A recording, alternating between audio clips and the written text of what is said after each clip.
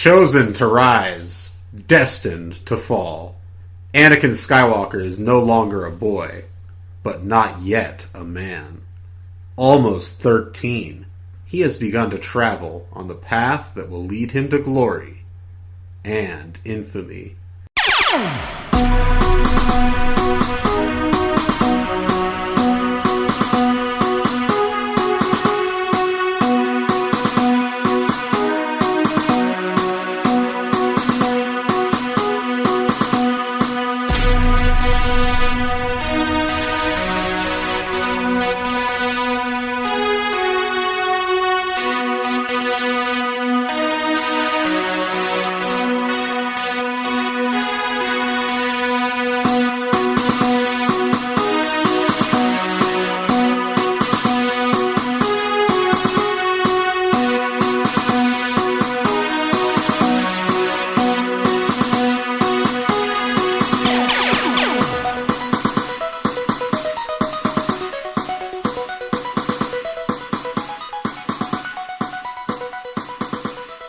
Hello, younglings, and welcome back to the Padawan Library, the galaxy's premier Star Wars junior novel podcast.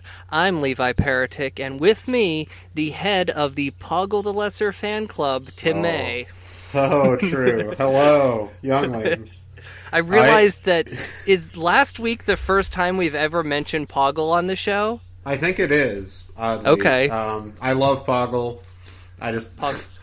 Poggle rules. What's funny is that I have a lot of aversion to like bug people, aliens in a lot of science fiction, but for some reason I just love Poggle the Lesser. I think it's just the name. Honestly, the name is so good. The fact that he's the lesser, that's it's just so good. What a great name. So we got a fun show this week. We're back in Jude land. We are. Jude Watson's Jedi Quest, the special book. What's it is the Path to Truth. Something. The Path to Truth. Yep. All right, so we'll be talking about that a little bit later, and we've also got a mailbag question we're going to get to in a little bit here. So this is kind of a jam-packed episode. I wanted to address a couple of the big news things. When we come back from our hiatus, because we announced the hiatus is going to be after Christmas, after the release of Rise of Skywalker. When we come back from that, we'll probably be a lot less topical because I think we're going to try to bank some episodes. So we might go with some more evergreen Star Wars topics when we get back. But for now, while we can be, let's be topical. and nothing may be even going on at that point. Oh, that will be the dead times, for sure. Yeah, we're going to have... It's going to be after Return of the Jedi again. Ewoks animated series has wrapped up. Droids was the season. Oh, okay. Left. I was like, what is he going for? It's the dark time. It'll be like, the Marvel comics are ending 86. I want a quick gauge. What's our audience's take generally on the old Marvel comics? Because I have dreams about those books. But anyway, so we.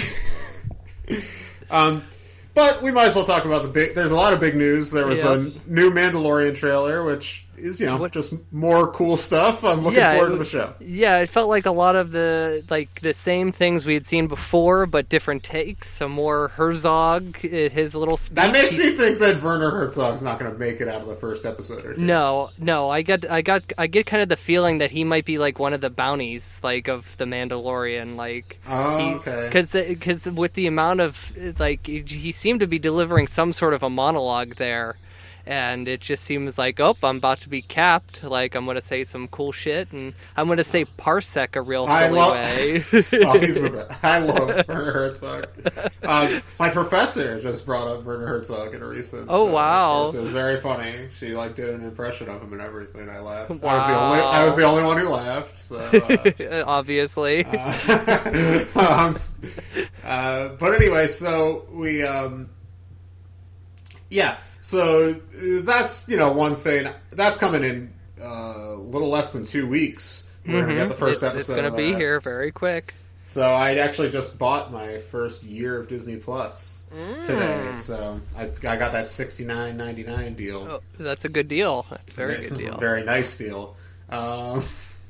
But God, I hate myself.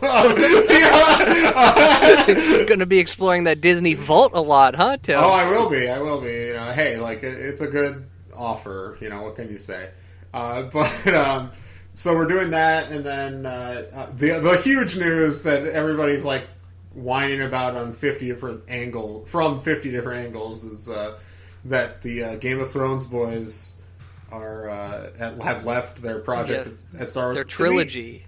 To me, this seems pretty basic. They signed as soon as they signed that huge Netflix deal over the summer. I don't know if you guys know this. They signed a giant, like, $100 million plus development deal with Netflix. I'm sure Netflix said to them, "Hey, like, making a trilogy of Star Wars movies, that's going to take up your next 6, 7, 8, 9, 10 years, and then we're going to have to wait that long to get whatever we just paid you to do." And they probably were like, okay, well, we're not far enough along on this Star Wars thing, and Lucasfilm's not paying us $100 million, so we're going to do that. I see a lot of people freaking out, both like because they're like, oh, they got fired because people hated the last season of Game of Thrones. That's not what happened. No. Guess what? No. The last season of Game of Thrones was still super successful, and they still won, like, Emmys and stuff. Lucasfilm has only done that once, and it was Colin Trevorrow. Let's be honest. Yeah, well, who knows what happened there? I'm not saying I know the details. Right. I'm not saying I know the details of this, but it seems like the obvious explanation is the explanation. Like, I don't know what to say. Like, and then people freaking out that like another filmmaker left a project. This project was not far enough along for me to be concerned about it as in terms of the trend. It doesn't fall in line with Rogue One or Solo to me, where it's like those movies were shooting. This movie wasn't even in active pre-production.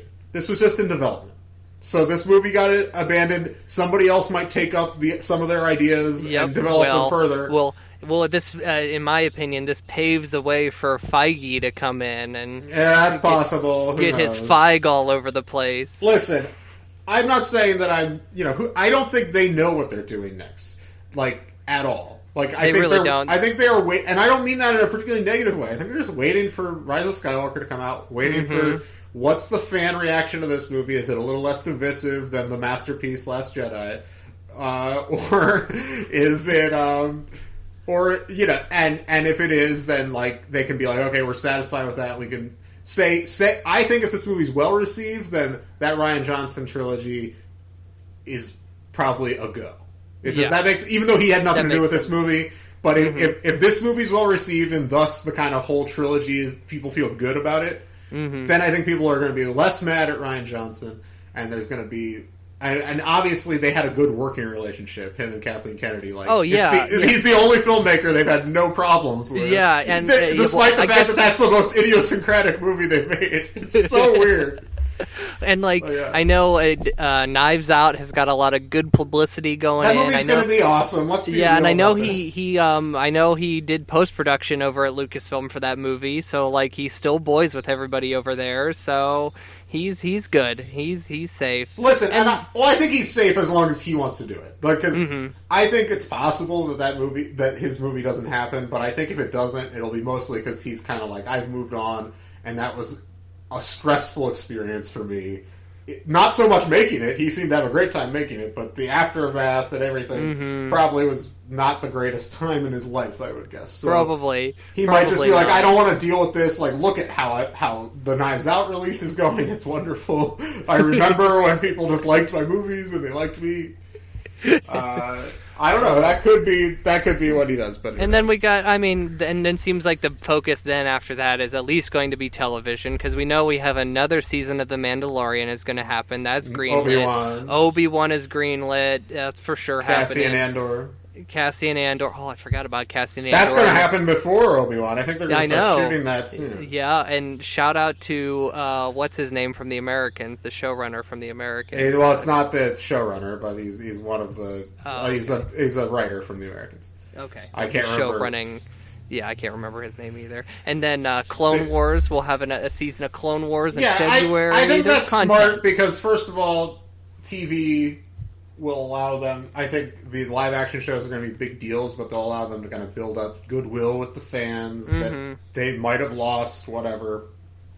And then whenever they do come out with a new movie, whether it's 3 or 4 or 5 years from now, then people will actually be excited because they'll be like, "Oh, we haven't seen a Star Wars movie in a while."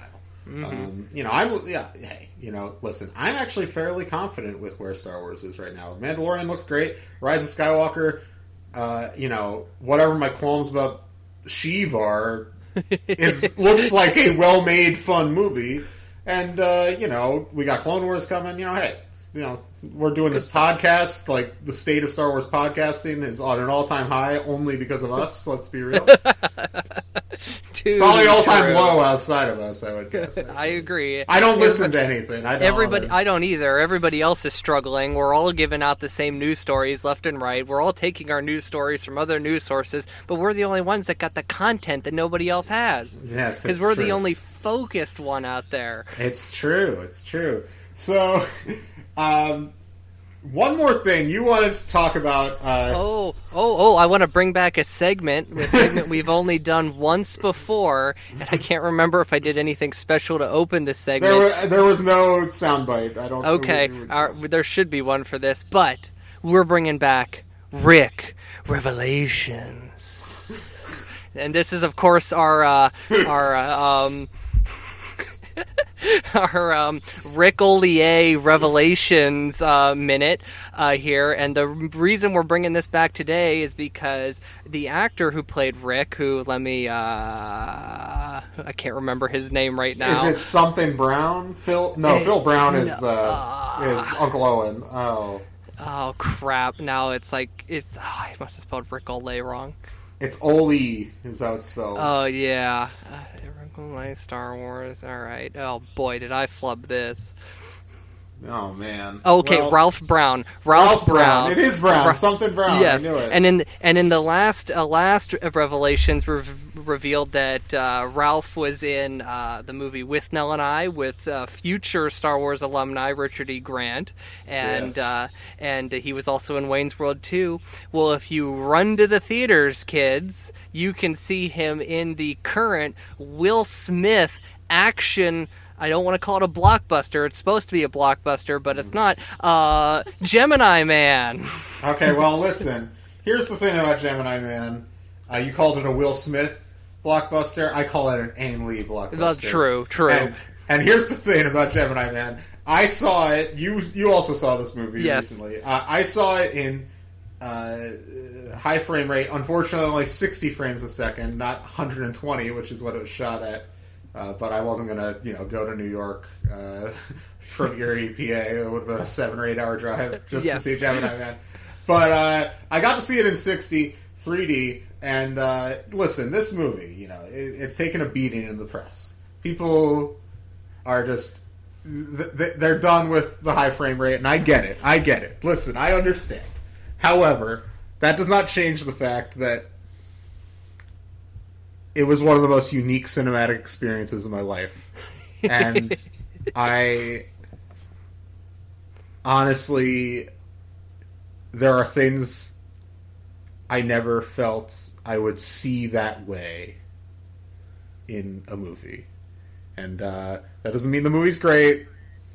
But I do think, for one thing, it's fine. Like, the fact that people are acting like it's the worst, screenplay or whatever, it's fine. Oh, no. It's a fine, action, sci-fi tinged spy thing. The movie was actually way sillier than I thought it was going to be. It's got some silliness. Especially towards the end of the movie when Will Smith is, being chums with Will Smith. There's some really fun things there. The last scene is kind of disastrous, I'll say.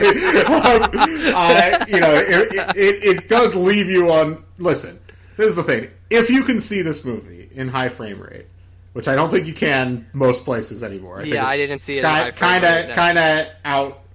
I think it's worth it. There are moments in this movie... there was all the stuff with water looked incredible. Incredible. I was shocked at, I can't even describe... It's very hard for me to describe the experience. I felt something genuinely emotional at the technological qualities of the movie. Not at the story so much, but I just... I'm a huge Ang Lee fan. I spent, I think at least as much time on this podcast talking about Crouching Tiger, Hidden Dragon as I have about, I don't know, Galaxy of Fear, but, yeah. So I love Ang Lee. I think he's a genius. I think his movies lately have become very consumed by the technology, and that's kind of bummed me out a little bit. I'm not going to lie about that. But I think he's trying to push cinema forward in interesting ways. I don't think it's the way things are actually going. Even James Cameron came out and said, I would definitely shoot certain sequences in high frame rate, but I don't think it's the way of the future. And I was just like, man, if Cameron can't even go along with it, if Cameron get behind it, then I don't know. I don't know, Aang. I'm sorry. You're my boy. But he needs to go and he needs to reteam with his great writing partner, not writing partner, but his longtime screenwriter, James Schamus, who they haven't worked together in a couple movies. They need to reteam and make a small, intimate drama, and but I would have loved to have seen a small... Here's the thing. His last movie was Billy Lynn's Long Halftime Walk, also shot at 120 frames a second. I wasn't able to see that movie in that fashion, but that movie I would have been fascinated to see that way, because that is a very small drama. It's about, it's like a coming home type movie, like a soldier after war type movie. And, there were sequences that I saw that movie just on Blu-ray or something a few months ago, actually, and I hadn't seen anything in high frame rate yet. I didn't even go see The Hobbit or anything like that. And watching and thinking back now on certain sequences in Billy Lynn, I was like, that would have been fascinating in the high frame rate. And that now I'm never going to be able to see that movie because that's one of the most historic bombs of all time. Gemini Man's also a bomb, but it's not an all-time bomb. This, no. Billy Lynn cost, I think, $48 million to make, and it made literally $700,000 in the U.S. or something. Wait, no, I might be mixing that with another Ang Lee movie. He's had a couple. Ride with the Devil, great Ang Lee movie from 1999. That movie cost $40 or $50 million and it literally made $600,000, which is absolutely insane. It's he's got to make something small, very small. He's got to. He's also had huge hits. That's the thing that's weird. Is his biggest hits are movies that you would not have expected to be hits. Crouching Tiger is a great movie and a fun movie, but it's subtitled. That made $150 million in the U.S. That's crazy. Brokeback Mountain made $100 million in 2005, which that's crazy. That would be even crazier now just because it's a drama, not because of the gay content. But at that time, it was shocking that it made that much money. Also a masterpiece, of course. And then Life of Pi made $700 million worldwide. That's how he got these last two crazy ass 120 frame rate movies made. But I think he's a genius. I love Ang Lee. I hope he bounces back. Hey, if you guys haven't seen it, there's some great things in the movie. The movie directed by the way, Ralph else. Brown has a very small role. Yeah, I don't even know who he played. Okay, he is the dude who he comes over to Will Smith's house in the opening scene, and Will Smith drinks a Coke, and then he gives him Ralph Brown a beer. Oh yeah, okay, that guy. And then later on, Will Smith finds him because he didn't double cross Will Smith or whatever, give him the Coke. He's that guy. Sure. Oh, the guy, he has the whole school scene where his son is being reprimanded by the principal. They're having a parent-teacher conference. That's a hilarious scene. That is a hilarious scene. It is weird to watch regular mundane scenes in the high frame rate. I can imagine. There was one moment, I will say, there's a moment with Will Smith and Mary Elizabeth Winstead where there's a fly. Do you remember this moment where there's a fly that he swats at? Yeah.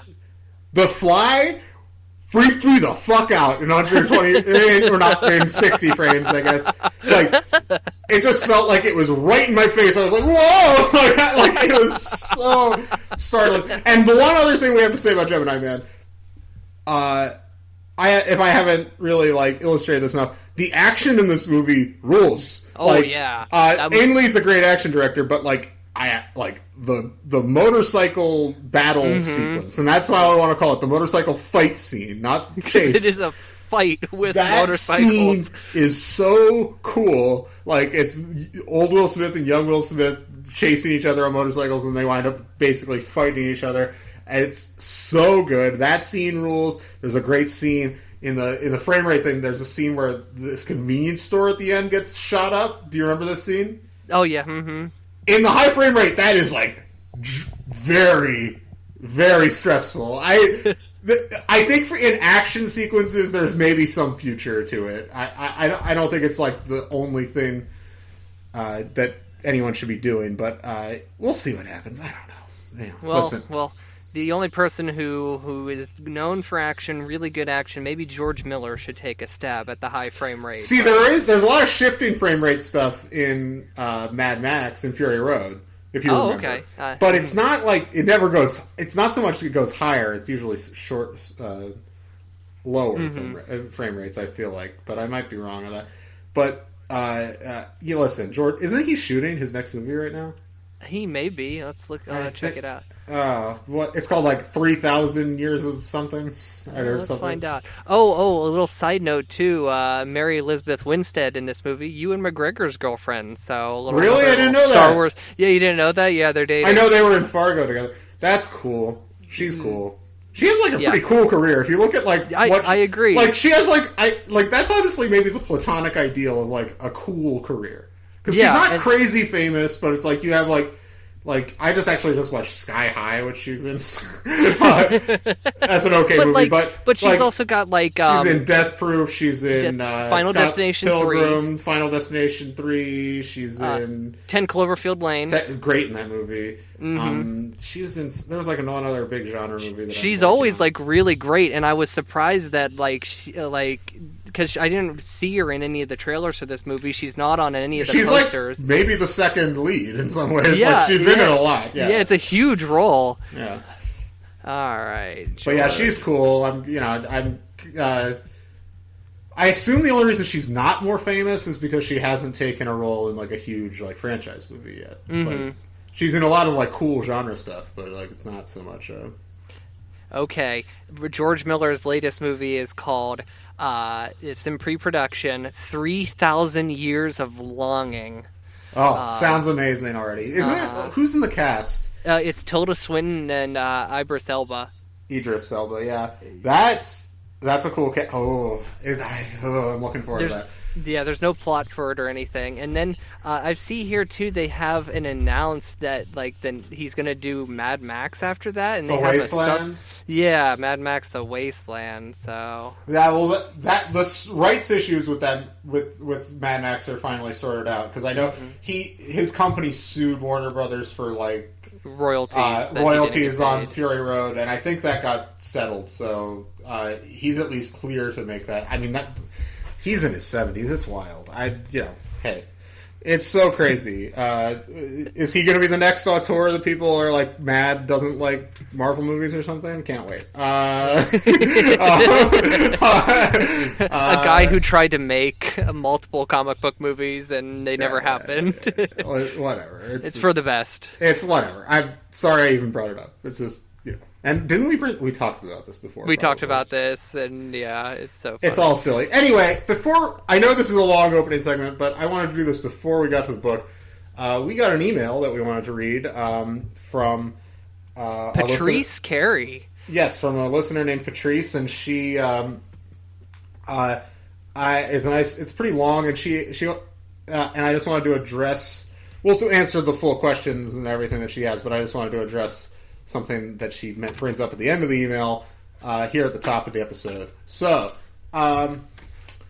do you want to... I'll read through this. Oh, email. No, I can read it. It's fine. Okay, all right, go ahead. Oh, it's whatever. It's fine. Okay. Go ahead. No, you're fine. Hi, Tim and Levi. I stumbled on your podcast a while ago during one of my quarterly visits to Twitter. I like that. Quarterly visit. I appreciate that. That's how I feel about Twitter. Okay. I love Jedi Apprentice too. I gave you guys a shout out in a blog post I wrote about my obsession with them. Thank you for that, Patrice. I'm a little bit behind on the podcast. I just finished listening to the Dangerous Rescue episode, but I'm working through them.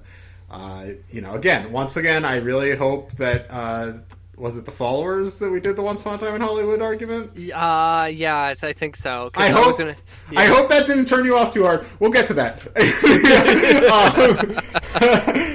At the point where I'm listening, you guys were calling for mail to do a mailbag episode, which looks like you've already done. Okay. All right, so here we are. Okay, so my question is, how do you guys feel about the treatment of Padme in the Star Wars movies? Maybe you've already covered this in a future episode. Hopefully not. I just finished reading Queen's Shadow, which is a little too old for your podcast, and didn't really have a good plot or any kind of climax. But what it did do was give a really good idea of how badass Padme and her handmaidens are. I feel like Padme is pretty cool in episode 1. She's 14 and she goes to all these lengths to save her world. But then after that, in episode 2, and especially in episode 3, she loses a lot of what makes her special and really gets the short end of the stick. Probably mainly in episode 3. Maybe we can blame it on pregnancy brain, but it seems like she just becomes really emotional and weepy and illogical, and not anything like the intelligent, careful, strong person she was before.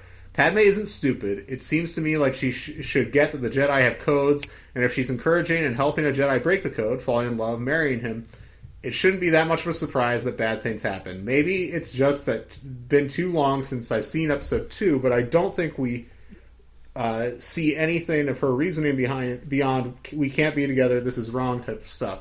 Nothing about, hey, you might turn to the dark side now that you're breaking the code you're supposed to live your life by.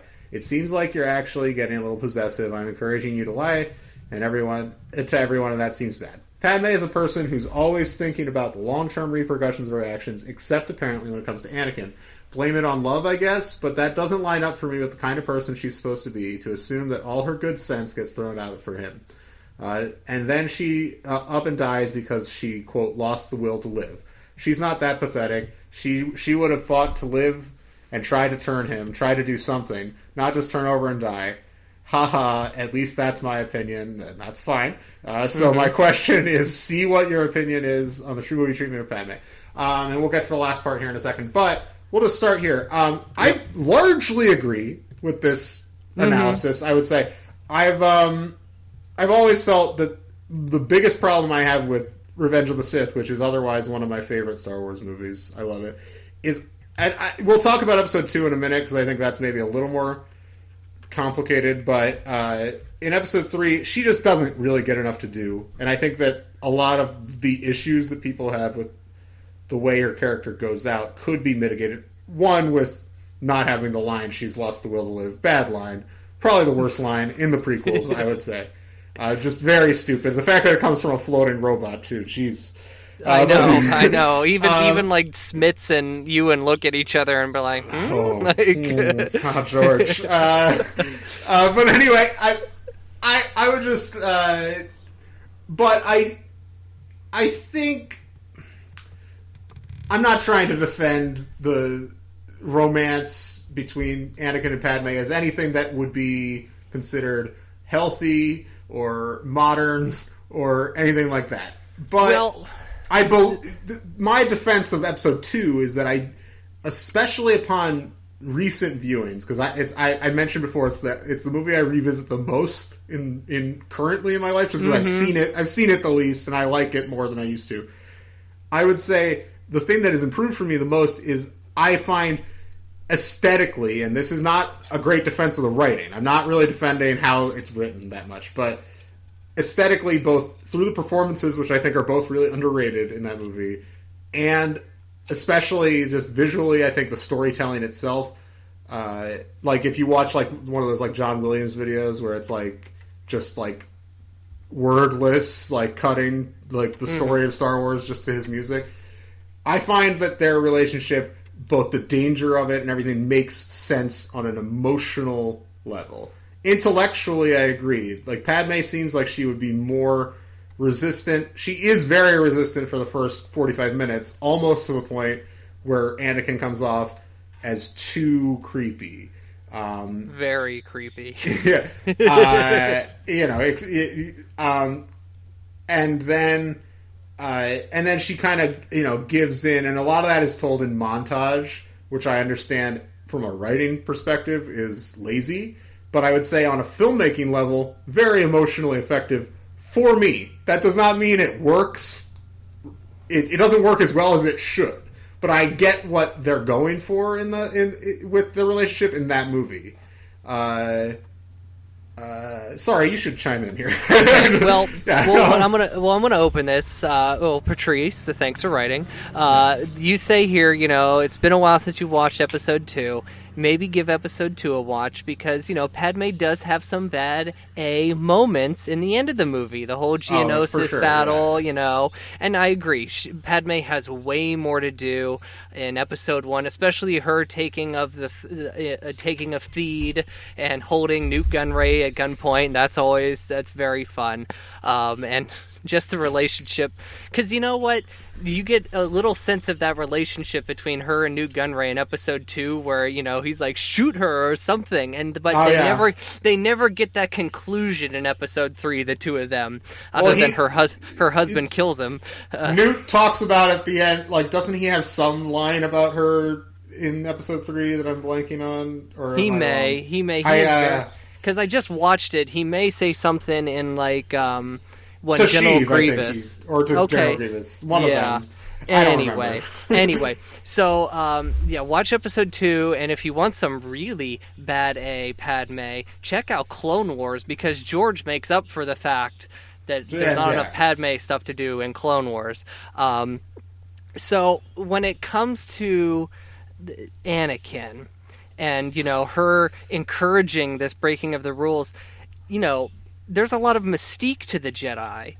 People see the Jedi, but they don't necessarily know, their teachings and everything. So any questions Padme has about the Jedi, she's getting her answers from Anakin. And Anakin, who is a bit of a rule bender himself, which we'll see in Jedi Quest here. Oh, yes. That, he tells her, of course, we are encouraged to love, that kind of thing. So he's like kind of giving this away, he's like anything that any of the information she's getting is being like misconstrued by him a little bit. It's from Anakin's perspective. And then also too in like episode 3, she's pregnant. She shouldn't be fighting in the Clone Wars when she's pregnant. So I guess I get that there. But like, she gets real emotional, especially when Anakin turns to the dark side because, he comes home. She's like, oh, hi, honey. How was work? He goes, oh, everything's fine. And then his coworker comes over and he goes, yeah, Anakin just killed a bunch of the kids. Right. Like, this is what I'll say about episode 3, which it's weird that I'm defending 2 and kind of arguing against 3 because, again, Sith is is probably my third favorite Star Wars movie, but I will defend...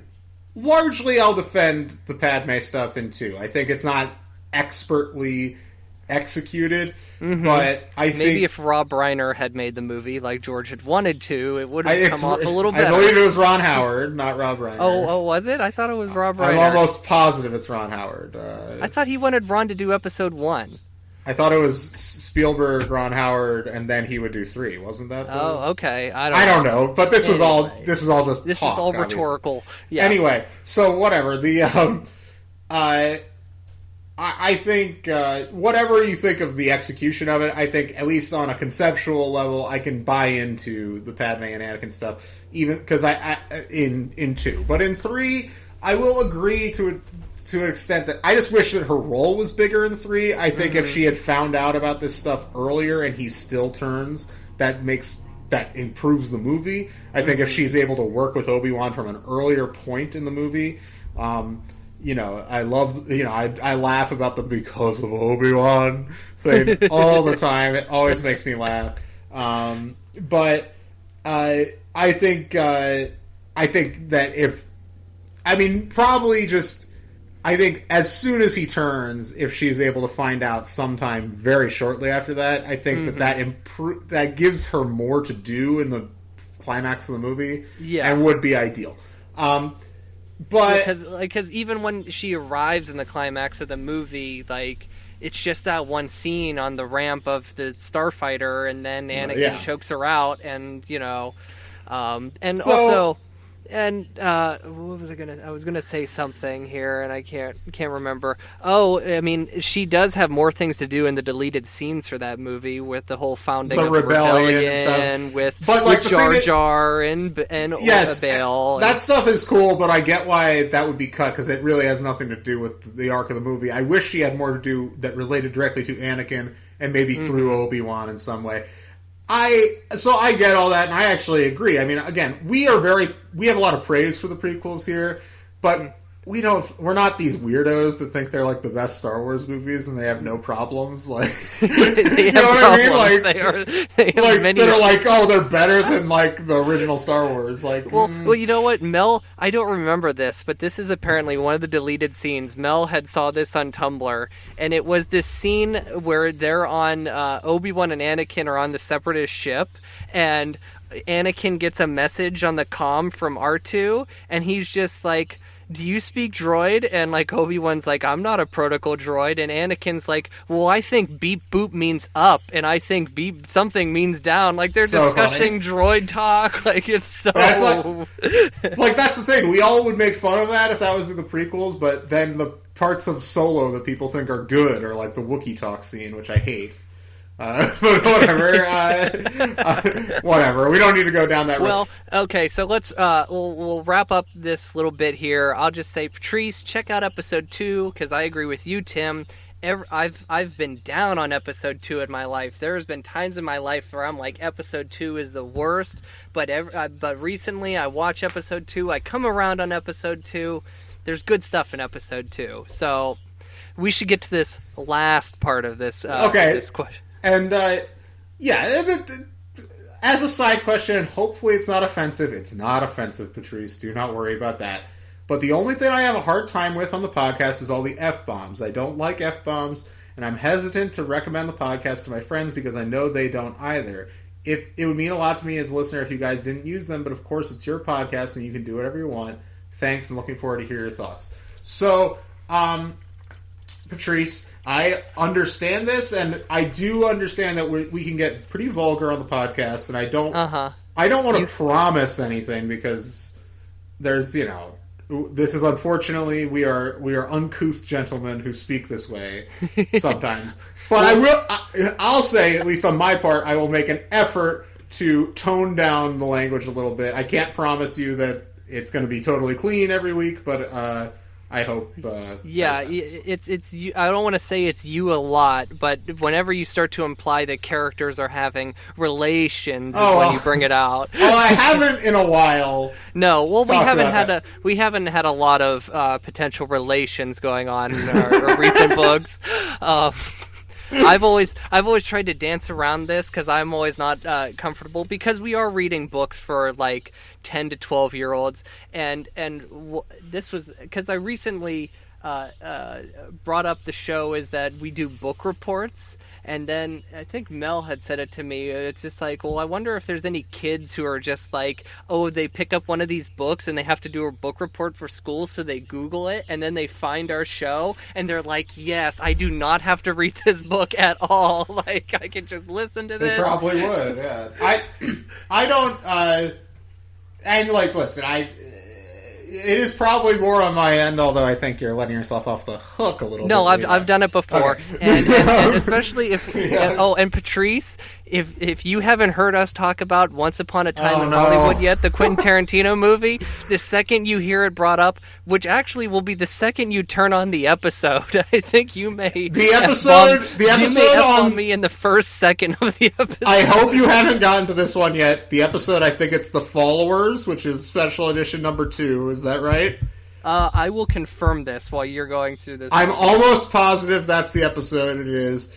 And so if it is, I just want to say skip the entire first segment. Okay? Just skip the whole first segment. Levi and I get into an absurd argument that... it is The Followers. Yeah. We should send this this section of the podcast to Patrice, so she has a warning ahead of time. Yeah. I'll or at least just email her about that episode. Yeah, that we cover it. So okay.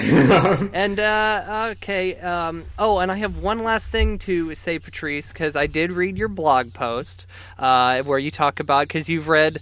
You seem to have read Jedi Apprentice, Jedi Quest, and you appear to have read Last of the Jedi 2, which you take some shots at. Oh. We'll address those whenever we get to those. But I don't know, because you say you're a Jude fan, which we love Jude here.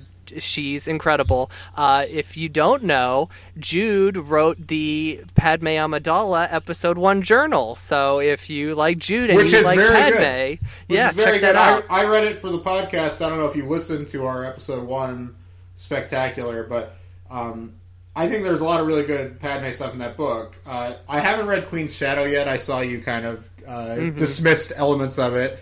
It is one that I'm going to get to eventually. The problem is I don't ever feel like reading Star Wars books that we don't have to read for the show. I know. Because, I'm really excited. I think there's, a new book coming out that takes place after Last Jedi, an adult novel that I would love to read, but I just don't know when I'm going to feel like reading it.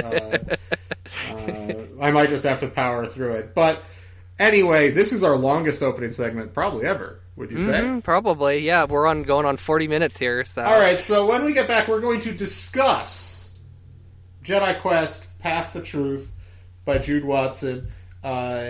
Stay tuned. Yep. Welcome back to Padawan Library. I'm Tim May, here as always, Levi Paratic. Bright Suns. So, this week we're returning to the real reason this podcast exists, which is the Jude Watson Star Wars The Jude books. Watson Hour. So we're returning Jedi Quest. This was published during the run of Jedi Apprentice in September of 2001. Never forget. And, God. Good Lord. Okay, sorry.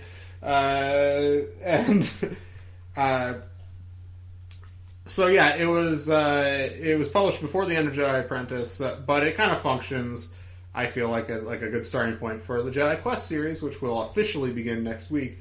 One thing before we start here, Levi, that we should bring up. This week, we decided we're going to just do a broad discussion of the book, rather than doing the recaps that we traditionally have done. Our book report. We're not doing the book report. We're going to talk about this like we did Master and Apprentice. It'll still be spoiler-filled. We'll try to get... If you haven't read this book, we'll try to remind you of all the relevant plot details. But, for one thing, this podcast takes a long time to prep for. We have to read a whole book. And writing detailed notes on each chapter, literally almost triples the amount of time it takes to read this. Because you read a chapter, you stop, you get to read you get a break, you get to read the next 2 chapters, but then you have to stop, and Listen, it's not that we will never do that again. If you guys really hate this format, and what you love about the show is that we go into the most granular possible detail, I understand that, and we will do that again. But if we don't hear any complaints by the time we get to Cobalt Squadron, which is 3 episodes from now, then this will be, generally speaking, the new format of the show. We're going to test it out this week. I hope it's a good one. But we will find out. We'll find out. And we're open to going back to the old way. Yeah. But we're both very busy, and the show is a labor of love, but we need to find ways to trim the amount of time we have to devote to it every week. So. We got to cut the sketches. The opening segment will be next. The opening segment takes no prep. It's just us. No, you're right. Yeah, you're right. That's not anything. But okay, so let's talk about the cover of this book real quick, because the artist, or should I say artist, are given no credit anywhere in this book. Yeah, I see that for their work. The artists are Alicia Boulot and David Mattingly. and they did all the covers for these Jedi Quest books. We will get into probably some, I don't want to say some heated discussions. You and I are known to get some heat with each other over the cover of these books. But there are some unquestionably bad covers in this series. I would agree. There's some okay covers. We'll talk about all that. There are some repugnant covers. The one thing I do want to mention about this book cover, what's interesting is you see two crossed lightsabers. If you look closely, the red one is Darth Vader. The green one, though, is Anakin's. Also Luke's and Rey's. It's the wrong color. And my one other thing about this book is you have this evolution of Anakin here, and it starts at Jake, and then there's 1, 2, 3, and then 3 in is Hayden, as we know him in Episode 2. But beyond that is another person who I don't think is Hayden, because his nose is really big. Do you see that? Are you talking about the guy in between the middle guy? I'm talking about the end guy, adult Anakin. That's Hayden. What are you talking about? You think that's Hayden? I don't think that's Hayden. Or it's at least artwork based upon Hayden. Okay. I think this is actually it's not like a Conan O'Brien if they mated type situation. They did a very good job. They did a very good job merging kind of Jake Lloyd and Hayden Christensen's look. Yeah, the center one, the very center one is quite good. So it's key. I actually like this cover. I don't really know why Darth Maul's on it. I know he's referenced a few times, but that seems like just selling books. And then you got Obi-Wan in the background there, his eyes, but. I don't mind this cover that much. It's not traditionally good, but almost none of these covers are. No. On the scale of Star Wars junior novel covers from this era, it's fine. I'm not repulsed by it. So yes, exactly. That's all I'll say. Nor am I. So, but I just wanted to give the artist a shout out. Yeah, they should get a credit in the book. What the hell, Lucas Books / Scholastic. Yeah, I think Scholastic's really to blame here, because there's no room for a dedication page, and there's no about the author in this book either. So, can you imagine if you were a kid pre-internet reading this book? Well, I guess the internet was around when this book came out, but not everybody had the internet. Sure. And you did a book report and you had to write something about the author, you'd have no information. Yeah, you'd just be like, they're a person named Jude Watson. That's it. That's all you could say. So... this book, do you think this takes place before the Followers, the Anakin events of the Followers? I think so, yeah. Yeah. Well, hang on. One of those special edition books mentions that Anakin still has a training saber, I feel like. Does that ring a bell? Yes, it's certainly in Deceptions.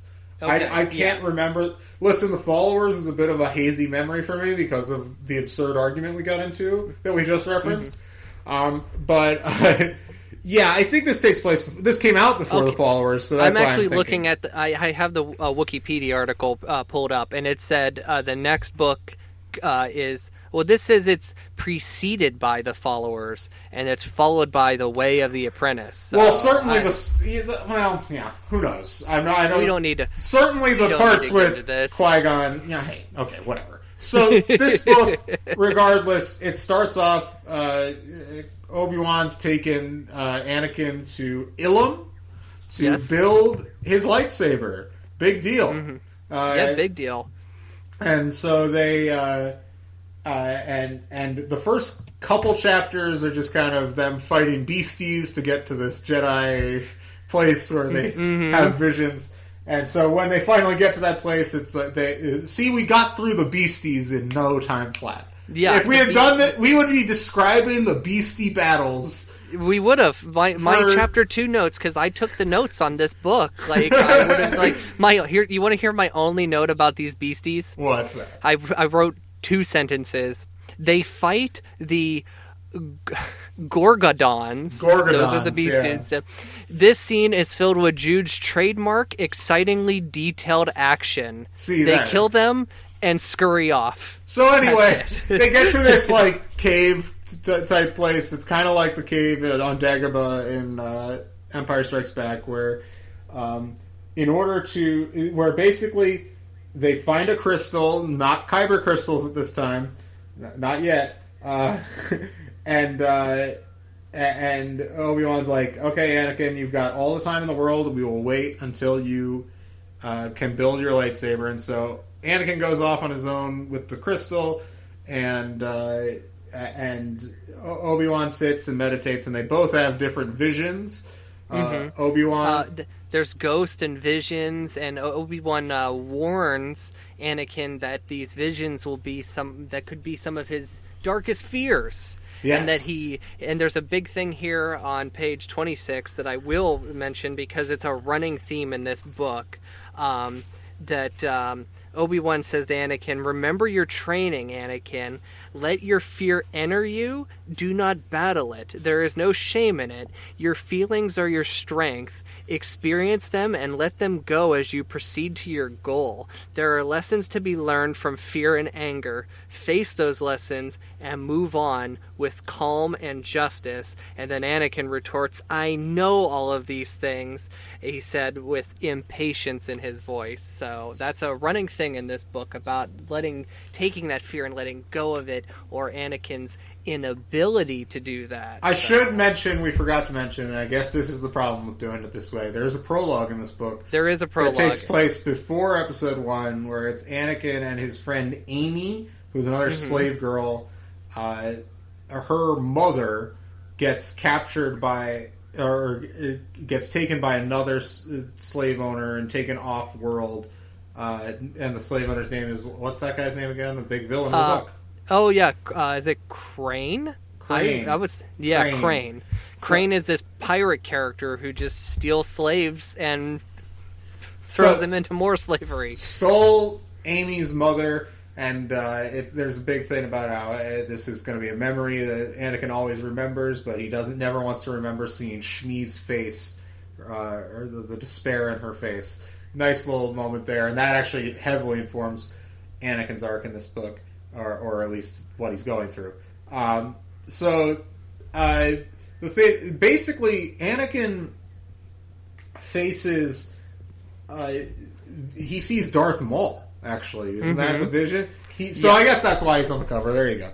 But he sees Darth Maul, and Maul basically the hints that hey, you've I know who you are, who you're gonna be, basically.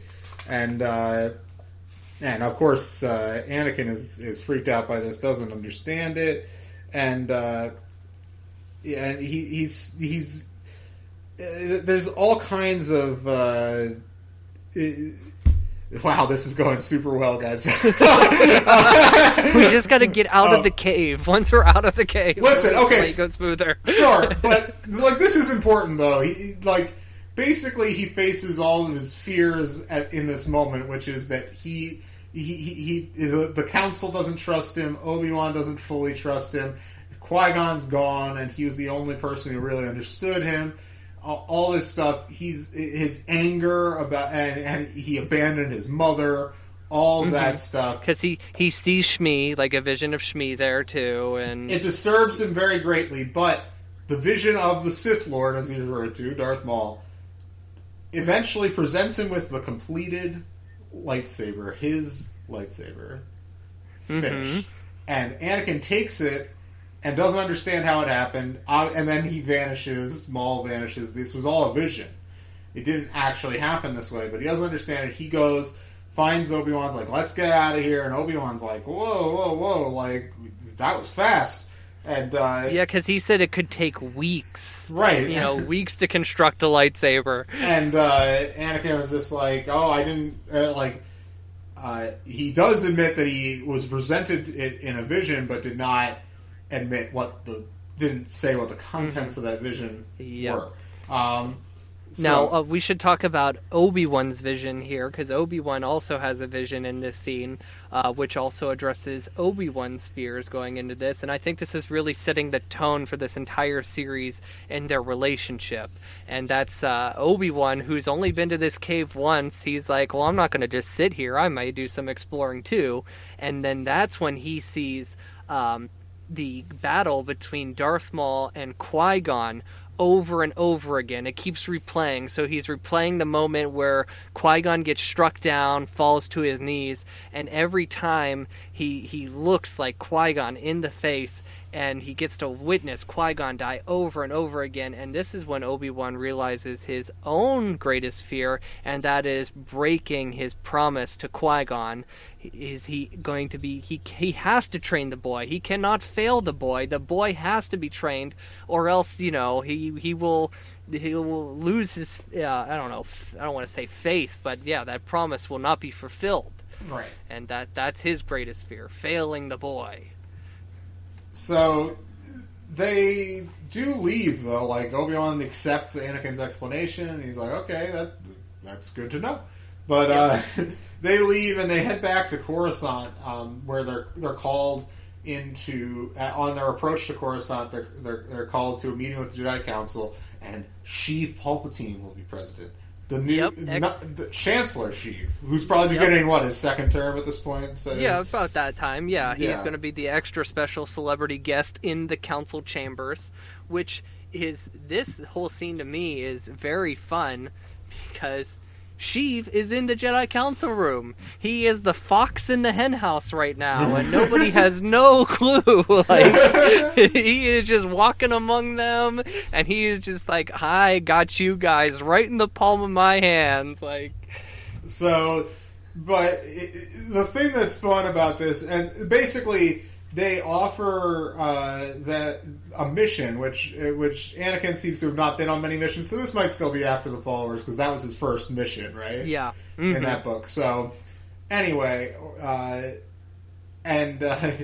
offers them a mission, which Anakin's very excited about, where they have to go to they have to rendezvous with a ship, transport ship that what's the alien race? They're the Colicoids? Colicoids, yeah. Yeah, they're like an insect-like species, not as fun as the Geonosians or Poggle the Lesser. But they're going to be making some sort of deal with Crane, that slave owner that we talked about at the beginning from the prologue, who Anakin recognizes his name right away as the guy that took his friend's mother. And I guess Crane runs some manufacturing operations on Nar Shaddaa, and the Cacoidians, is that it? Cacoidians? Yeah, something like that. We're doing great. That's the thing when it comes to Star Wars names. They could... Every name that's like, I mean, they're all made up names, but they could always have like two different pronunciations. So it's literally just a guess as to what it is. But yeah, it's all about the spice operation, Right, the spice mining and that kind of stuff. That's all being done on Nar Shaddaa, and there's going to be a big deal between this group of aliens and Crane, and so. They're asking. Apparently, they have accepted Jedi help, which they have done so reluctantly. Obi-Wan then kind of says, openly questions the idea of it being him and Anakin going, because he says, "Hey, my Padawan was a slave. This might be a difficult mission for him that he's not ready for." And Anakin has an outburst, says I am ready, and then Mace Windu's just like, talk when you're spoken to, speak when you're spoken to, and then Sheev plays up like he's just like, oh, well, I could see how it would be stressful for the boy, and this all is frustrating Anakin. And then Obi-Wan sees the frustration in Anakin, and he kind of reverses course a little bit. He's like, oh, I might have underestimated him. We'll be okay. Let's do it. And so they go off on this mission, and they meet up with... Sorry, why don't you take the next part? Okay, I'll take over. So, something that Obi-Wan... This is a big twist thing here, is that Crane has some cronies. And one of his cronies is a Wookiee named Rashta, and his other crony is this person named Zora, and Zora is Suri Tashi from the Jedi Apprentice series, Master Adigaya's apprentice, Brooke Chun's former crony, and she is apparently in cahoots with this. She has renamed herself Zora because there was a falling out between her and Adigaya, and Adi apparently said that Suri is not fit to be a Jedi. This is wild stuff. So that's why Suri was just screw you, I'm out of here, and she left the Jedi Order. So this is something that Obi-Wan is briefed on in private, and Obi-Wan he does, I think he actually tells Anakin about this, that this is this Jedi Suri, we used to work together, he doesn't tell him about how, we got locked up in this school, this relearning center and everything. But this is very cool that this character is back. So they meet up with the Colicoids. The Colicoids have a very boring ship. Anakin is very bored. Anakin says he hopes that Crane will attack the ship. He is so bored. That's not a Jedi's thought process. He knows this, but whatever. He's bored. The ship actually gets attacked by Crane. And that's when Obi and Anakin hop in a transport, and they fly it into Crane's ship. They take out his weapon system, and then they realize, okay, it's time to go. But Anakin, he is driven. He is no, we have to end this once and for all. And runs off. He has plans to kill Crane. And Anakin, Obi-Wan eventually catches up to Anakin. He's we have to go now. There is no time for this. We cannot kill him. We have to leave. They go to leave. Obi-Wan gets to the ship, and then blaster fire rings out as Anakin's flying up. Anakin's running up to the ship. He sees the person with the blasters make this tremendous leap and take a hold of Anakin, and that's Suri. And that's when Obi-Wan is just I have no time, I have to leave now. Obi-Wan, he takes off, and he leaves. And Anakin on Crane's ship, where Anakin is forced back into slavery. How do you feel about that, Tim? What a tragic turn for the boy. Why do you say it like that? It is tragic. It is. So, basically from this point on, Obi-Wan has to return to Coruscant to figure out how to figure out where Crane's operation really is, because remember, he doesn't know that it's on Nar Shaddaa at this point. Mm-hmm. Anakin is right away. Siri is kind of protecting Anakin, weirdly, she takes his lightsaber from him before Crane can see that he has a lightsaber, and she just says he's some slave. And then, she grabbed him as a shield, so he's nobody. And so they're off to Nar Shaddaa. Obi-Wan is trying to figure this out. He's trying to figure out where Crane's operation is. And so, where does he go? He goes to Dee Dee's Cafe, where everybody knows your name. Oh, yeah! Dee Dee's Cafe! Oh, I was so happy when Dee Dee came back. And so he greets Astri super warmly, because... there's a big hug. I won't say it, but we all know what Obi-Wan wants to do with Astri. I'm just saying. No. Obi was never all over Astri like that. It was never like the chick from the Only Witness. That's true. Yes.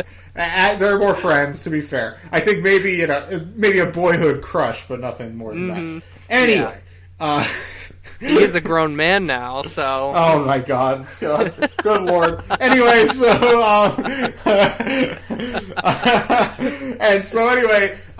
Dee Dee Odo, remember, tells... Yes. He's gone mostly straight, but he'll still give the Jedi whatever information he has. He says, I don't have, when he asks him about Crane, he's I don't know exactly, but the guy that would know is at the Door, which is a shady bar, and they've apparently kicked this guy out of Dee Dee's because he's too shady. If you're too shady for Dee Dee's, then You're deeply shady. You're out. Anyway, so Obi-Wan goes over to the door, which apparently him and Qui-Gon had been to many times. I don't remember if they ever went there. Yeah, I questioned that too, if whether or not we've been to this place. I don't think we have. But remember, there's 7 years. Wrote it like that. There's 7 years of his apprenticeship that we never see in those books. Right. So, regardless, Obi-Wan goes over there, gets the information. He has to pay for it a bunch. Finds out they're on Nar Shaddaa, so he goes back to the Jedi Council, and he also has figured out, like, okay, like, I don't believe that this Siri stuff. Like, she seemed like the same person when I interacted with her, even though I was angry. And so he takes a wild guess at the Jedi Council, turns to Adi Gallia and says, like, I know she's undercover. You guys need to be honest with me. And they're all like, whoa, Obi-Wan, what the fuck? Excuse me. Obi-Wan. This was like, can't believe it. They figured it out. And so Obi-Wan is sent by the council. The council ultimately agrees to let Obi-Wan go, even though it'll probably blow Siri's cover.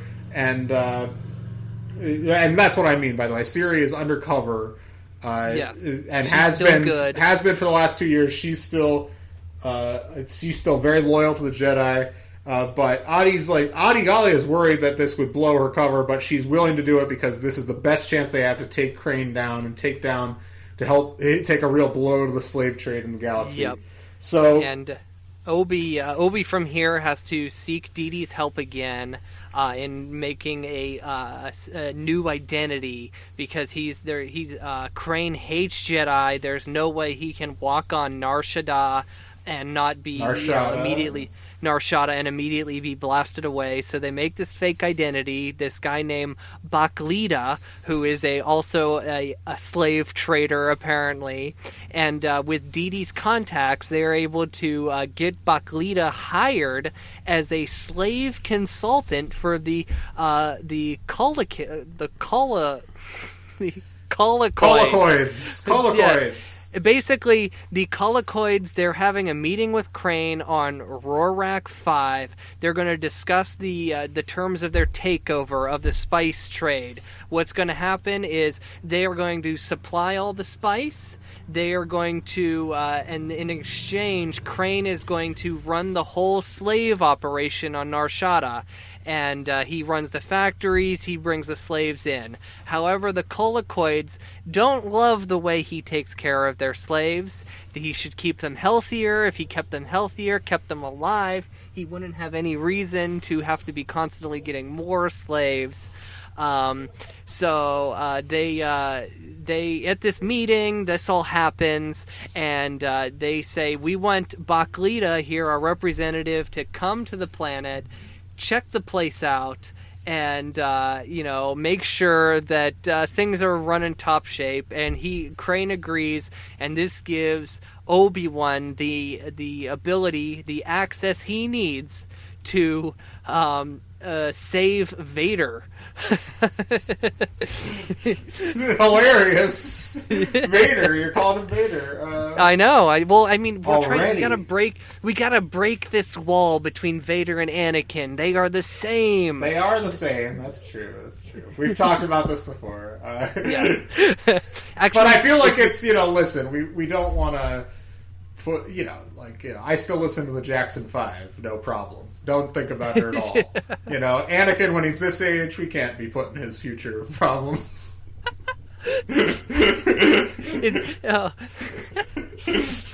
That just made me think. I've been rewatching The Office, and there's this whole episode where Michael's in trouble because he's constantly forwarding emails, the kind of emails where it's forward this to 10 people or you'll have bad luck. And Michael runs onto the office and he runs to Jim's desk and he's like, oh, did you get the email? And Jim checks his email and he goes, 20 clues your priest may be Michael Jackson. Oh my god.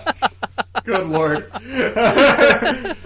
Anyway, and something else I was going to say, this whole Vader thing we're talking about, every time in my notes, because I still have my chapter by chapter notes here, I made sure I referenced Anakin as Vader, so I was going to do that the whole episode, but then we agreed on this just basic discussion, Tim. This loosey-goosey discussion, you know? This is going so well.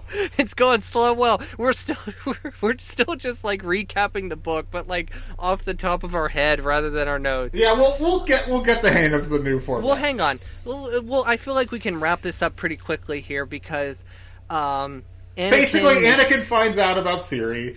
They team up. Anakin befriends some other slaves who he finds out knew his friend's mom, who unfortunately is dead. And Crane has like a pennant from a trinket, her. Yeah. And like this obviously pisses them off, but like they don't know where. They know Obi-Wan's there on the planet, but they don't know where he is. And so Siri gets found out by Crane, and they're both thrown into prison. They wind up figuring out a way to escape. They escape.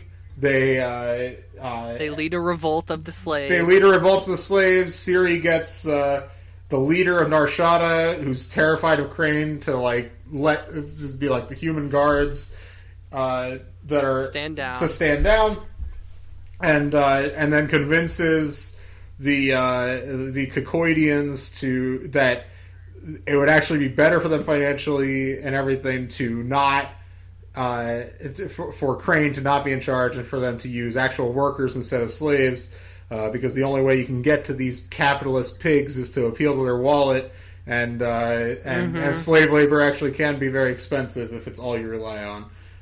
Right, and so but they lead this revolt. It works.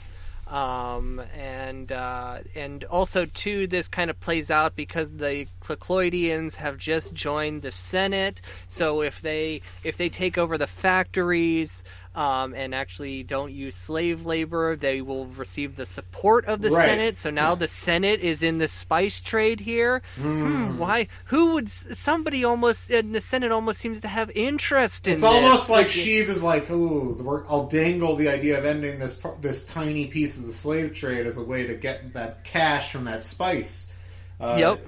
So we'll make these moral compromises. Yeah, everybody will be fine with it because they'll be like, "Oh, there won't be slavery on this one planet, even though there's still slavery all over the galaxy." But dipping his fingers in that spice pie, baby. Slimo Shivo, baby.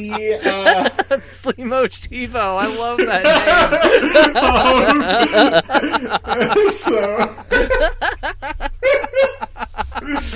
That needs to be on a shirt ASAP. Yeah, okay, we gotta get some shirts designed. We do. We gotta talk to some of our people. Yep. Anyway, so I would say we really should make that shirt. We could sell that to people who don't listen to the show, I feel like. Anyway, so at this point then, Obi-Wan was in the meeting with the Kokoidians and reveals himself to Siri, who's like, "I knew it was you all along," blah, blah, blah, blah, blah, blah. And so then they have to go. Anakin has Crane dead to rights because the slaves have revolted. Crane has no backup, and Anakin and Obi-Wan and Siri are approaching Anakin, and they see that he has them held, and Obi-Wan shouts no, and Anakin plunges his lightsaber into Crane's chest, and Obi-Wan sees the look of pure hatred and anger in Anakin's eyes right before that. And then we jump ahead a few days, and Anakin has explained that Crane had a blaster on me the whole time.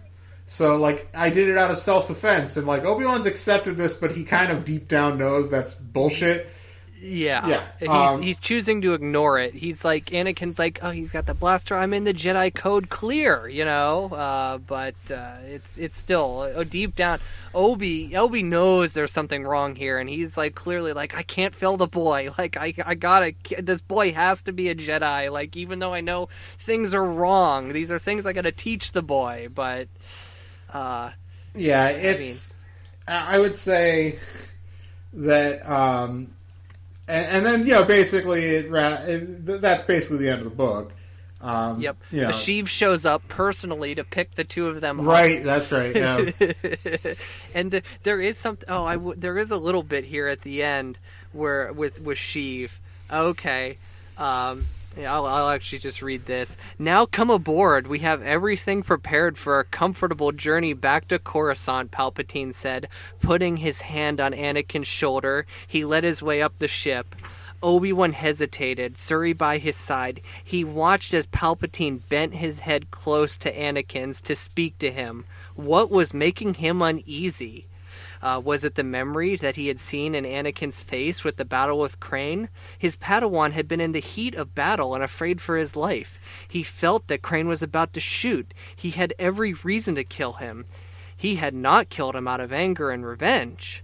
Yet Anakin had turned to face him fully. His expression had been so empty. His gaze held neither triumph or distress, only blankness. He had been numb from the experience of battle. Obi-Wan told himself he had felt the same at times. I will not abandon him, Qui-Gon, Obi-Wan privately vowed. I see what you see. I see how he struggles. I see his immense capacity for good. Suri moved closer to him. It appears that your Padawan has impressed the Chancellor. He has great gifts. Oh, yes, Obi-Wan agreed. Yet he has much to learn. The vision of Qui-Gon in the cave of Ilum rose in his mind. He did not know what the vision was trying to tell him, except to go on. He would go on. He would guide his gifted Padawan the best he knew how. He would not fail. Damn. So, that's this book. What I like about it is that you have, I think, Anakin. An interesting thing because I believe it's in Deceptions that Anakin finds out about Bruck. Is that right? Mm-hmm. All right. And Siri ultimately turns out that it was kind of a ruse that she was, had turned her back on the Jedi, but. I like the idea of Anakin kind of relating more to the figures from Obi-Wan's past, from the Jedi Apprentice books, that are more complicated. Mm-hmm. And because Suri is one of those complicated characters too, right. And so I think he has trouble with, because Obi-Wan, you wouldn't know it necessarily from reading Jedi Apprentice because it's that book. Those books are all about his struggle to kind of get to the place where he is in episode 1, but Obi-Wan is like fully formed by episode 1. He does not struggle.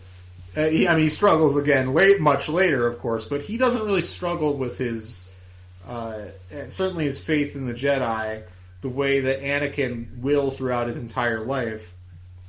And so Anakin needs people like Siri.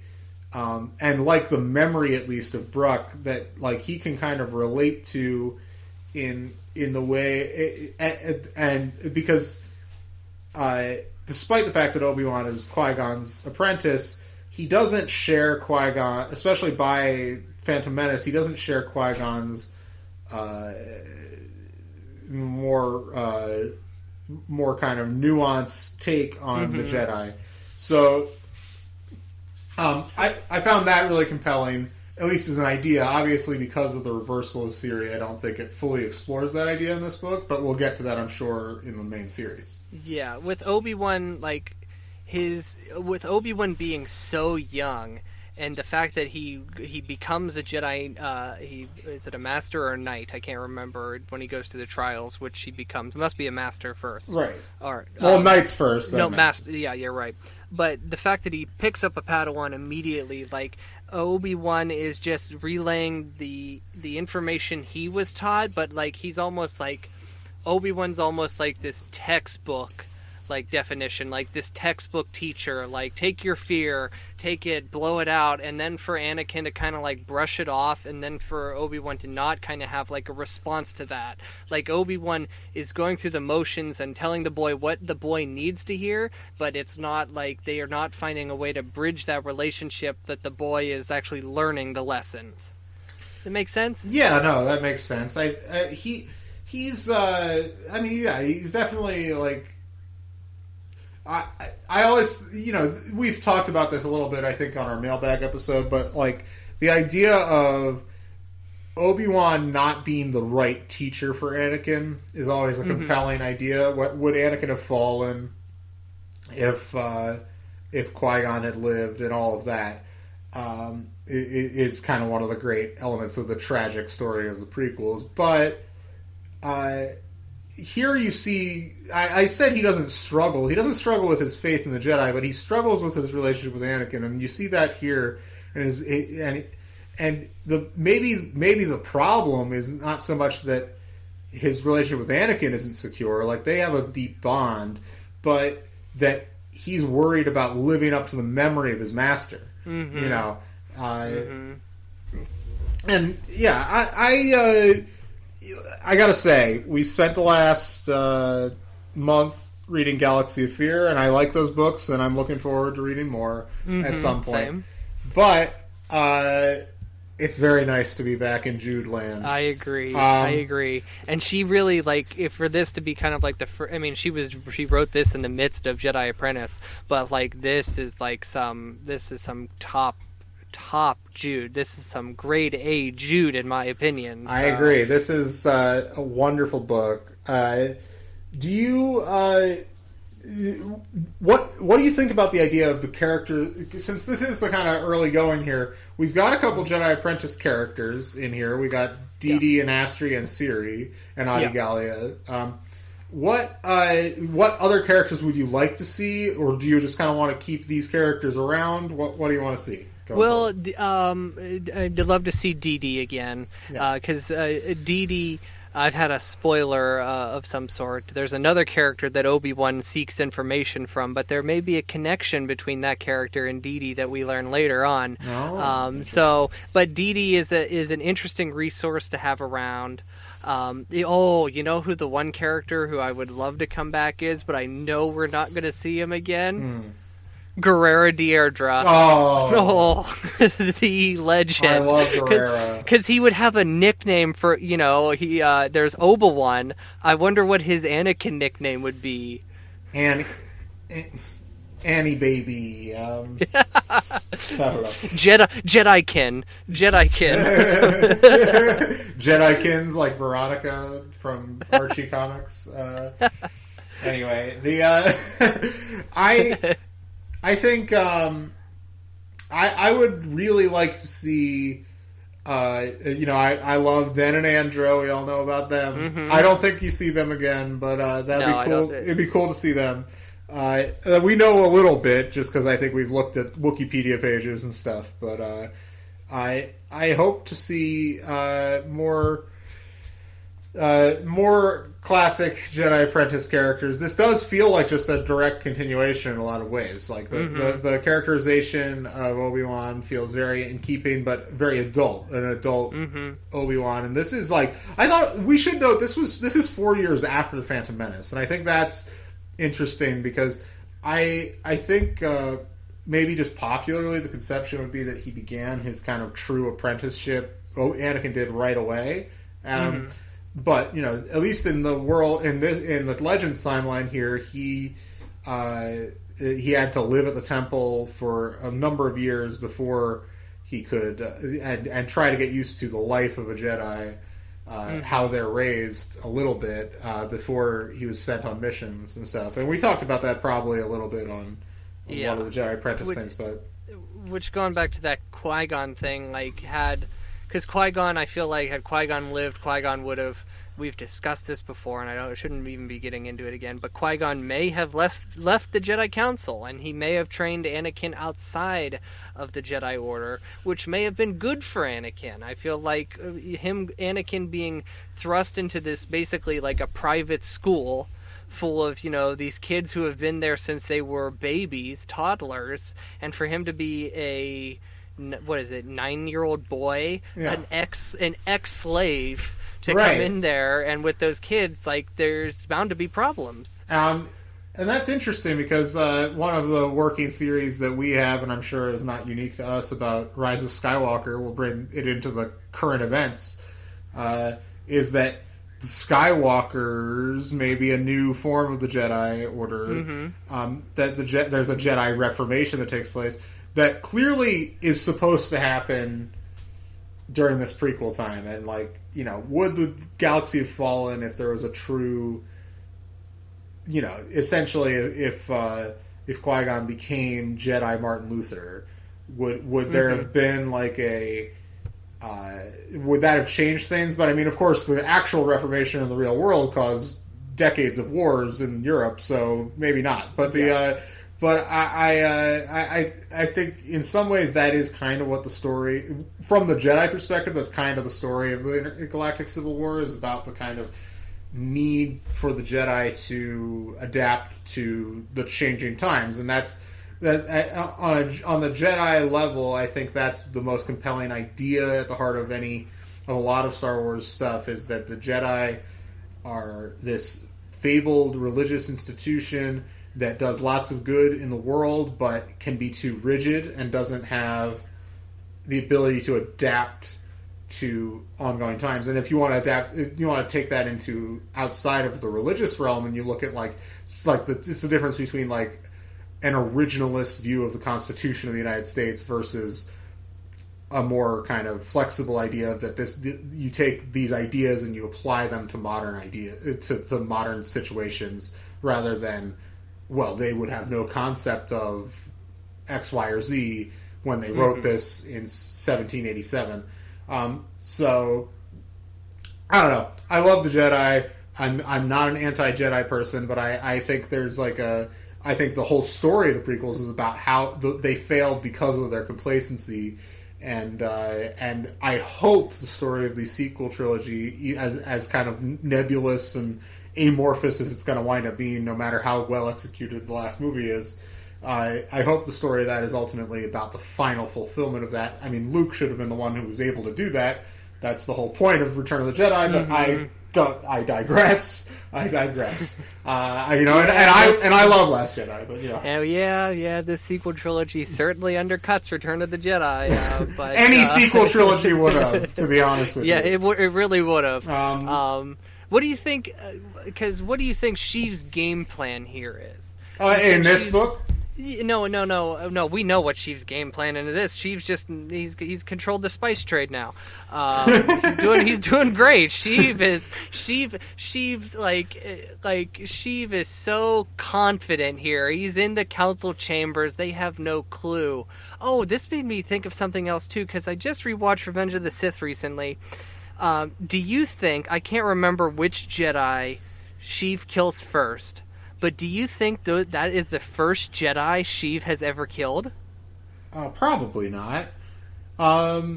In this timeline, I can't remember if he kills anyone in Darth Plagueis, any actual Jedi. Because the only other person who is kind of in the air is Sifo-Dyas. But I thought in the old timeline that Dooku killed Sifo-Dyas. I'm pretty sure Dooku kills him. I don't know. Yeah. I'd be curious.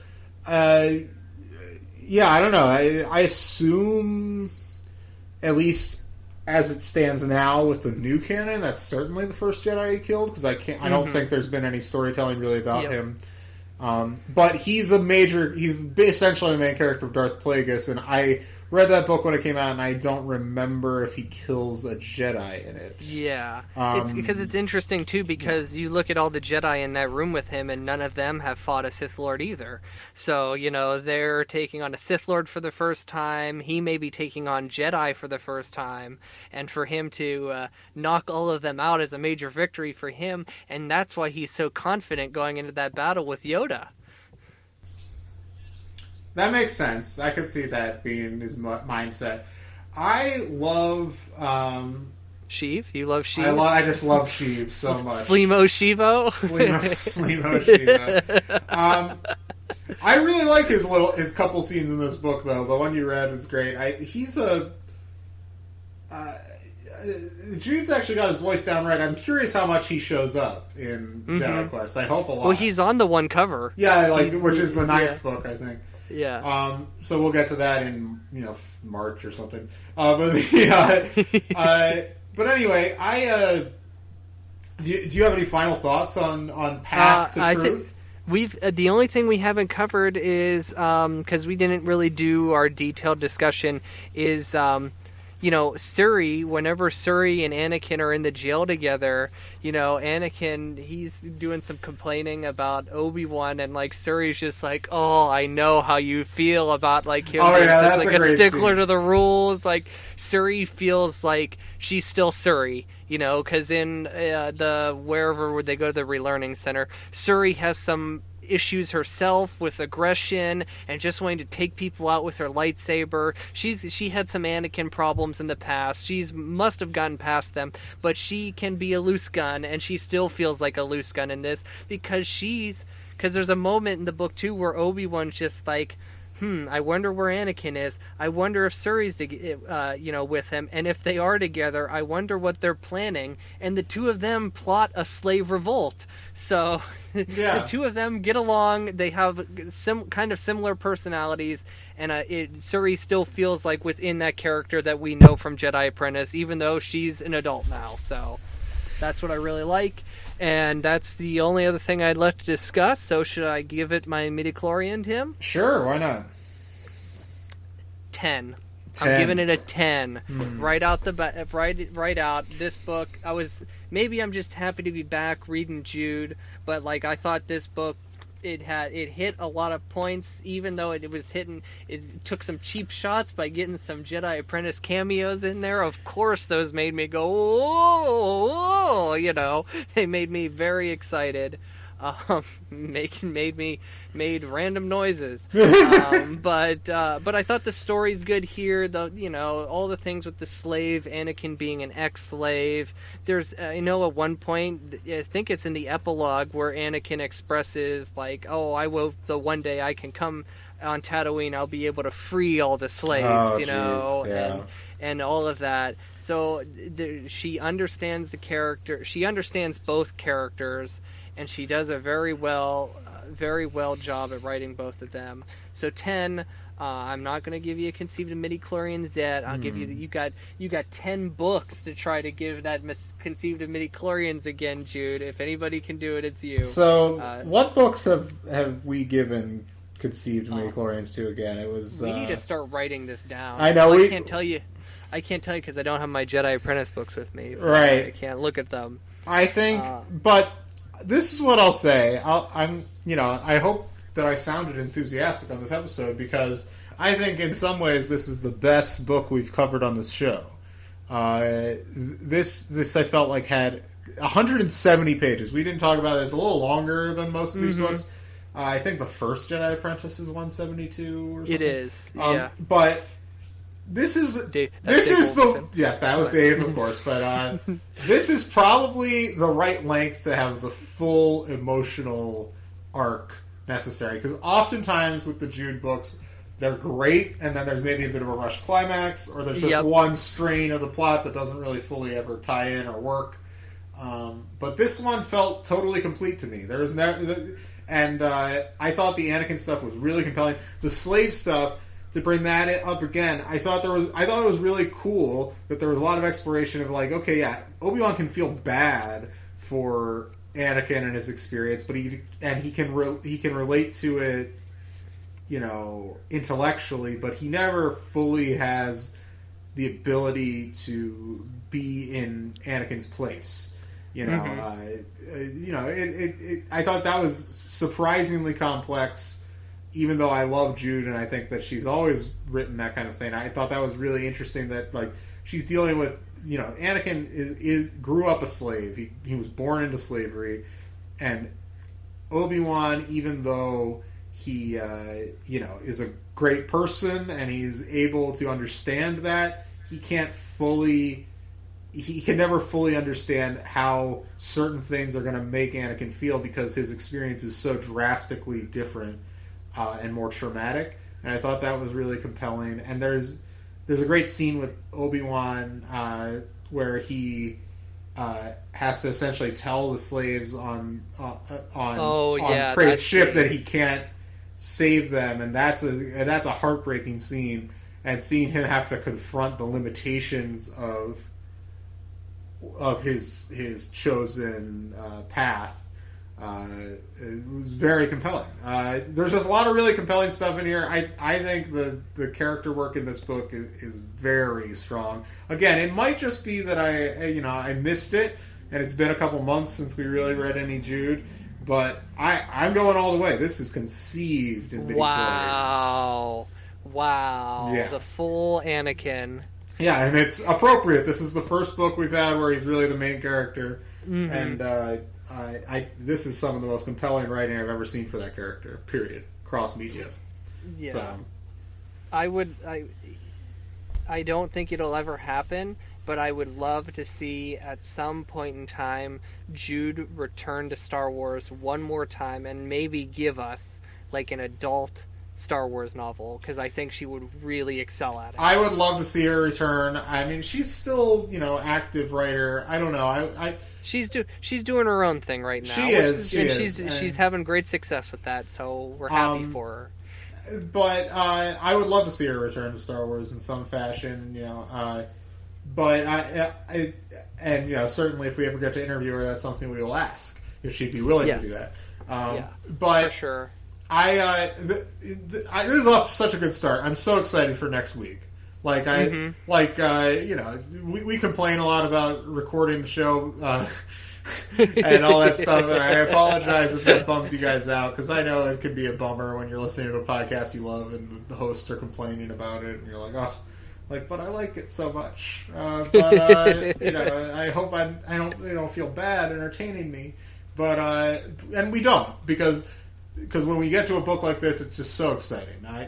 We love Star Wars, and this is really enriching our love of Star Wars in a real way. So this is great. So good stuff. I hope the new format works for you guys. I think we had a really good discussion. We talked a lot more about the themes. It wasn't just repeating the plot outline. We did a little bit of that, and we're going to have to do a little bit of that. Because the problem is when we do the review, I do my review, you zone out. You do your review of the chapter, I zone out. We're not paying attention to each other. We're just trying to get through the assignment. We're just doing the bare minimum. So it will hopefully be able to hone it so there's just enough plot recap and stuff for people that haven't read the books in a long time or have never read the books.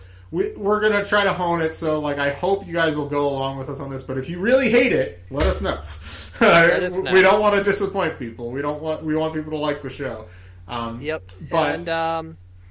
tell us if you like that. Tell us your opinions on the Marvel. 86? You were talking about, Tim. I just mean the Marvel. I mean okay. I'll just say it. We're at the end of the episode. I'll say it. If you're listening to this point, you care about the show. You're not just here for the review. So I want to the 70s and 80s Marvel comic books. This is a thought I had, and you seemed vaguely interested in this idea. Sure, when I brought it up. When I brought it up, this was a while ago that I talked to you about this, but the shelf life of this show that we're doing right now. We've talked about this occasionally. There's only so many young readers' books that are worth covering. We obviously want to cover all the Jude stuff, and there's a few other stray series that we're interested in. However, there is a shelf life on it that could last us about another year or so. Would you agree that this is about? Yeah, about another year. So, if we have, I just want to put the seed out there. I thought an interesting way to continue the show, maybe under a different name or something, would be an issue-by-issue podcast about the 106 issues of the Star Wars Marvel comic book from the 70s and 80s, which I feel like is an area of Star Wars that is very undercovered in the same way that these books are undercovered. Not the same audience, I know that, different generations, all that stuff. So I'm just curious what the interest level in that stuff would be, because from our current audience, because obviously there might be another audience out there that we don't have that comic audience. So. But I've read a lot of that stuff, and the last few years, that's been the most I've been I've just had such a good time with that stuff as a Star Wars fan. And a lot of these books that we're covering here are not really set in the classic era, so I feel like that would bring a whole new flavor to the show. That'd be an interesting way to continue the show when we kind of run out of material in the original form. So just throwing it out there. Throwing it out there. And if you don't like that idea, then you can always let us know how you feel about our Austin Powers spinoff of the show, where we will do a scene-by-scene discussion of each Austin Powers movie. We will judge the scenes based on the chapter selections on the DVDs. So every episode, we review only one scene. We start off, of course, with International Man of Mystery, then, scene by scene, then we'll go into Spy Who Shagged Me, then Goldmember, of course. We'll try to get some interviews. I'm sure Michael McDonald isn't doing anything right now. Last movie I saw him in was Paul Feig's Ghostbusters. He was playing basically the same character he always does. Yeah. And, we'll talk about it, and that we'll call that podcast... You're talking about Kevin McDonald, right? From Kids in the Hall? No, I'm talking about from Michael McDonald from Mad TV. Okay, yeah. I was thinking Kevin McDonald from Kids in the Hall, who is a genius. I don't know if you were a Kids in the Hall fan as a kid. No, I'm not really familiar. That seems like something you would have liked. I have one story about Kids in the Hall. Okay. I saw some Kids in the Hall in middle school on Comedy Central, and the one thing that did stick with me was the whole "I'm crushing your head." Oh, that's an iconic sketch. One of the great sketches. That's the guy, Kevin McDonald. I'm pretty sure that's him. Well, and I was in math class once, and I was sitting there bored, and I just started looking around the room and started doing "I'm crushing your head," and my teacher saw me and yelled at me and told me to stop. Wow. So that was. But no, I mentioned I watched Sky High earlier. Kevin McDonald and Dave Foley, both from. Oh wow! Both in it, and there's a great moment where is Bruce Campbell in that? Bruce Campbell's in it. Kurt Russell is like the dad in it. It's actually a pretty fun movie. It's a little chintzy, but you're like, oh yeah, Disney used to just make family comedies. That used to be all they did as live action. All they did. So weird. Fun movie though, entertaining. But yeah, no, 2 Kids in the Hall in it, and great. There's only one moment where they share, which I wish they were in it more together. But anyway. So please email us, much like Patrice did. Yes, thank you again. Email us at padawanlibrary@gmail.com. Follow us on Instagram, Facebook, Twitter at Padawan Library.